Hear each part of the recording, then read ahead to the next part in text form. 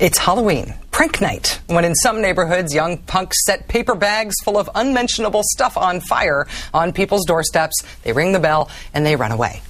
It looks like George Bush is thinking the same thing, leaving the same sort of gift on the doorstep of the next president. What's in his flaming bag? How about sort of war with Pakistan, nuclear-armed Pakistan? Today, U.S. forces launched another missile strike there near the Afghan border, reportedly killing 27 people. That is at least 16 missile strikes in Pakistan since mid-August. All of these, Pakistan says, are violations of its sovereignty.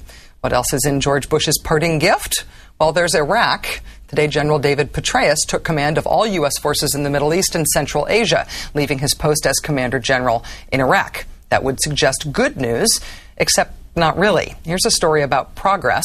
2 years ago, President Bush used Mayor and Police Chief Najim al-Jabouri of Tal Afar as a symbol of success in Iraq. Do you remember this? One of the most eloquent is the mayor of Tal Afar, a courageous Iraqi man named Najim.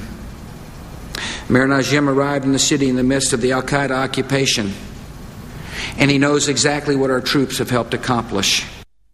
Well, today, Mayor Jabouri is a symbol of how uncertain success and calm in Iraq actually is. Last month, he quietly left Tal Afar with his wife and his 4 children, and he flew to safety in the United States in the face of death threats at home.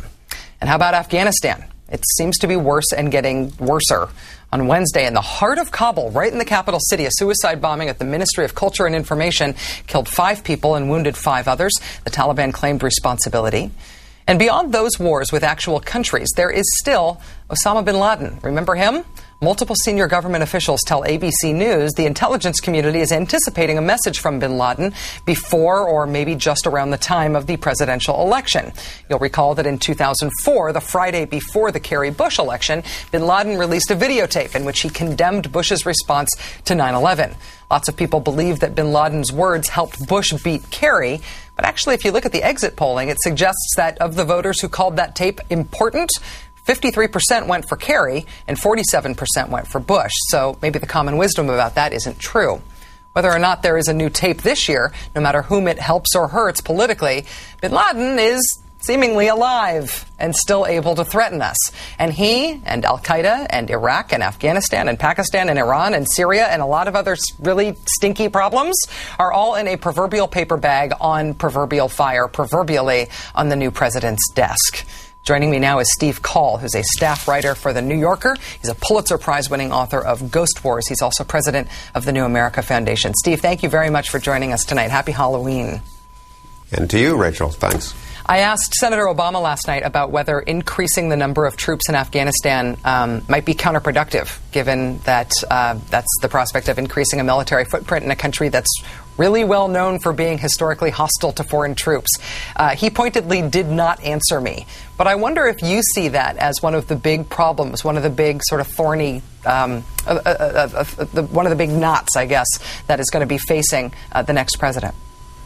Surely, it is. And I think the problem is that troops alone, almost by everybody's account, can't solve the problem. They may be necessary for a brief period. They may be part of a new strategy. But what really is going on in Afghanistan is that U.S. policy over the last 4 or 5 years isn't working and needs to be rewritten. And I think the next president is going to have a really complicated set of choices to make, in which troop levels is just one element. On the issue of nuclear security, which is something that we think about whenever we think about Pakistan, whenever we think about those border concerns and how apparently upsetting they are to the Pakistani government, which has such problems with instability now, not only instability in its border regions, not only instability with radicalism, but also now economic instability. When I think about nuclear issues, I always think about our own nuclear security as well. We've just had another worrying incident in which the Air Force admits that a fire broke out in a nuclear missile silo in Cheyenne, Wyoming last year. It burned itself out, luckily, without setting off the missile. But the Air Force didn't even find out about it until 5 days after that fire happened. There was a Minuteman missile in that silo. How worried should we be about our own capacity for safeguarding our own giant nuclear stockpile? Well, we've clearly got a systematic problem in the Air Force in particular, and I don't know how far it extends beyond the Air Force, in the routine maintenance, supervision, transport, and protection of our nuclear weapons and the delivery systems such as missiles. There's been really an astonishing series of incidents, not only the number of the incidents, but the character of them. You'll recall when a plane flew across the United States with live nuclear weapons on board that the pilots and the crew apparently didn't know were live. Now, that, to me, just suggests that the organization itself has deeply rooted systemic problems. Secretary Gates, to his credit, has fired a few people, and yet that doesn't seem yet, anyway, to have changed the situation. Senator Obama has really prioritized nuclear safety issues, loose nukes, locking up loose nuclear material around the world in his time in the Senate. The prospect that he would take over as president and have to deal with loose nukes of a sort in his own country is ironic and very scary. One last question for you. The status of forces agreement between the U.S.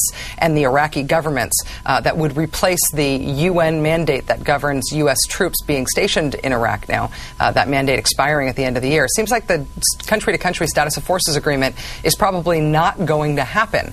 Theoretically, that would mean that the presence of U.S. troops in Iraq, if they went off their bases, would be sort of illegal as of January 1st. Do you think that UN mandate is going to be extended? What do you think is going to happen there? You know, it's really hard to tell. I think the Iraqis don't want a complete void, so it's possible that they'll try to do a quick rollover agreement with the Bush administration in which they seek to extend the status quo for some indefinite time to allow the next president to restart negotiations or go back to the UN. It's conceivable that the United States, with Iraq's support, could go to the UN and get a similar rollover extension for a short time to accommodate the next president.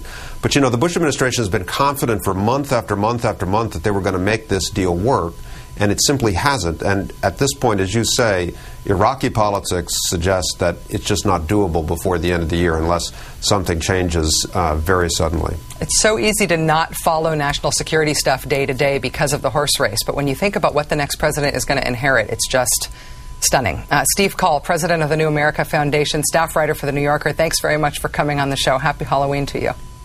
Happy Halloween, Rachel. Thanks.